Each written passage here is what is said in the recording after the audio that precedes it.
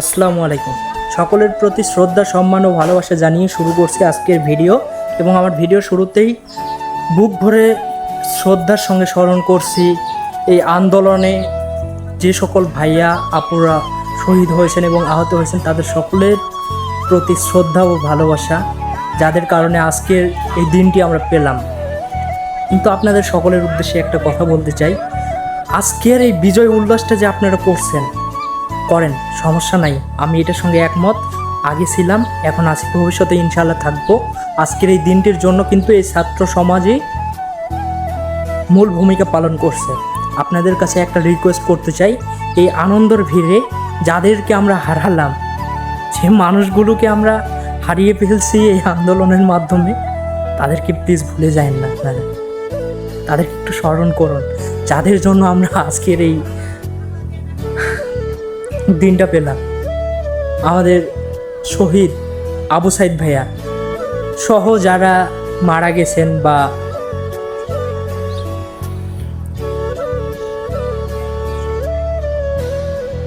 আহত আছেন, তাদের সকলকে আপনারা স্মরণ করুন, তাদের জন্য দোয়া করুন।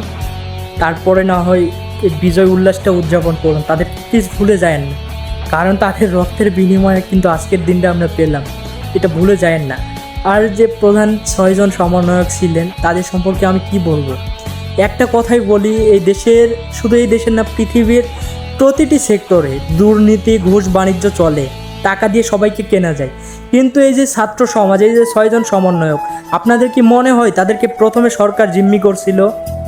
তাদেরকে সর্বপ্রথম টাকা দিয়ে ম্যানেজ করার চেষ্টা করছিল, কিন্তু তারা টাকার কাছে কখনো বিক্রি হননি। যখন দেখলেন যে টাকার কাছে বিক্রি হচ্ছে না, তখন তাদের পরিবার এবং তাদেরকে জিম্মি করে, অস্ত্রের মুখে জিম্মি করে তাদেরকে জোর করে জবানবন্দি নিলেন। তারপরেও তারা ওখান থেকে বের হয়ে এসে তাদেরকে ছাত্র সমাজকে বললেন আন্দোলন চালিয়ে যাও। তবুও তারা দমে যায়নি। তাদেরকে যে ডিবি কার্যালয়ে আটক করে রাখা হয়েছিল, জিম্মি করা হয়েছিল, সেখানে তারা কি করছিল? ওই জিম্মির মুখেও মেধাবী, এই যে মেধা নিয়ে যে আন্দোলন, তারা কতটা মেধাবী আপনারা একটু ভেবে দেখেন। তারা তাদের অঙ্গভঙ্গির মাধ্যমে, কেউ হাত দিয়ে, কেউ পা দিয়ে ইশারা করে সাধারণ জনগণকে ওই ভিডিওর মাধ্যমে তাদের মুখ বন্ধ করে রাখা হয়েছিল অস্ত্রের মুখে, কিন্তু তারা অঙ্গভঙ্গির মাধ্যমে এই সাধারণ জনগণকে বুঝিয়ে দিয়েছে যে তারা অস্ত্রের মুখে জিম্মি, তারা আন্দোলন চালিয়ে রাখতে বলছে। এদের মতো মেধাবী যদি আমরা না পাই, তাদেরকে যদি আমরা স্মরণ না করি, তাহলে কাদেরকে স্মরণ করবো ভাই? একটু বিজয় উল্লাসটা একটু পরে করি, কিন্তু তাদেরকে আগে স্মরণ করুন ভাই, প্লিজ।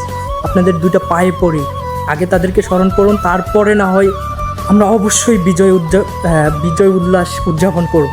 আমরা সকলেই করব, কিন্তু তাদেরকে আগে উদযাপন করুন, তাদের পরিবারের পাশে দাঁড়ান, তাদের জন্য দোয়া করুন মন থেকে, যাদের জন্য আজকের দিনটা পেলাম।